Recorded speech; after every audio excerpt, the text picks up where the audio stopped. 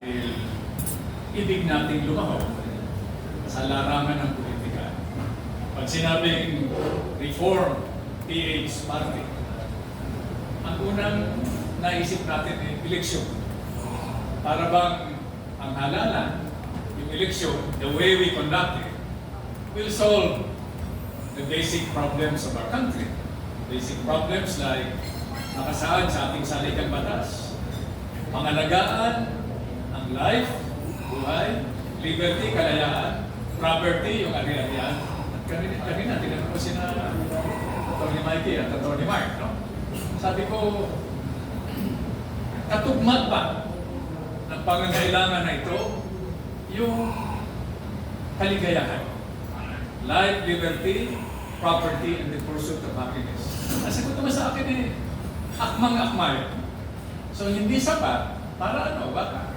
What is the value of life, liberty, and property if you are not happy? And that is precisely what the Reform PH Party looks forward to. Harmony in our families, harmony within ourselves, cooperation in our communities, order in the state. Nasa tamang lugar lahat para may kaayusan. Inclusive growth for the nation. Sama-samang umunlad, magkakasama, nagsasakripisyo, nagsisikap, na makamit natin yung pagmatagalan na kapayapaan, yung pagkakaisa at yung kaularan na tagal natin inaasang-asang. Itong grupong nasa harap ninyo ngayon, papansin ninyo medyo ako lang dito yung medyo may edad ng konti. Pero hindi ko sabihin sa inyo na ang Reform Party ay isang bago at batang-batang partido. At hindi ito ipinakita o pinamalas sa pamamagitan ng pananalita. Ipinamalas ito ng paulit-ulit sa pamamagitan ng maliwanag na mahakbang tungo sa reforma. Sa kasaysayan natin, pag medyo sumablay tayo sa reforma, yun ay nagiging himagsikan ng revolusyon. Ayaw natin. Ayaw talaga natin yun. Yung armadong tunggalian, yung gulo na dinudulot, doon sa pinagit ko kanina. Yung epekto sa kalayaan, sa buhay, sa ari-arihan, at saka yung pagmamahalan na dapat nagsisimula sa bawat isa sa atin at pamilya. So we have the Reform Philippines Party as a tradition. Not a tradition in words, but tradition in action. Historical yan. We are relevant in the present. Dahil hindi naman nagtatapos ang pangailangan sa reforma. And we hope to be relevant in the future.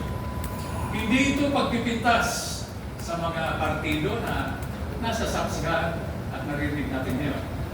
Hindi ito pagpipintas sa kanila. Hindi nila ito pagkukulang. Ang paglahok ng Reform Party sa larangan hindi lamang ng politika, ng halalan, kundi sa larangan ng pagdudulot ng serbisyo sa mas nakararami nating kababayan na hanggang ngayon nahihirapan pa rin. Walang trabaho, walang pagkain, walang bahay.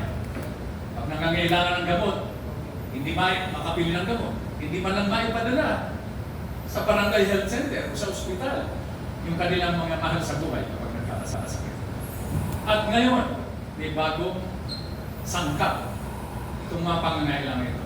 Impormasyon.